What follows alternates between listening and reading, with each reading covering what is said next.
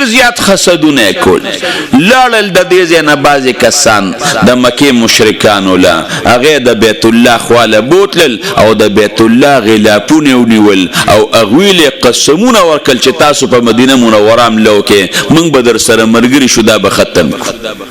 په زرګونو کافران رالل هغه د خندق جنگ خندق واقعه مو اورېدلې ده هلته دیره شو 30 ورځې دیره و الله په باد راوستل هغه وتښتېدل یهودیانو یو سکیم جوړ کړ رسول الله مبارک ته خو په هغې کې ناکامه شو بیا د دیت څه مسله وه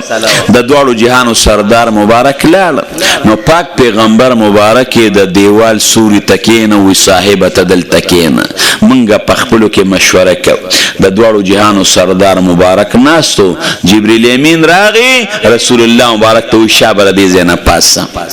رسول الله مبارک یې را پاسه وی ولی وی د الله رسول په دیوال یې درته د میچنې پلې ښودې دا در باندې راغورځئ پاک پیغمبر مبارک پاسید صاحب ولی پاسیده وی د میچنې دا پلم په دیوال چاته ښودو په هغې کې هم ناکامه شو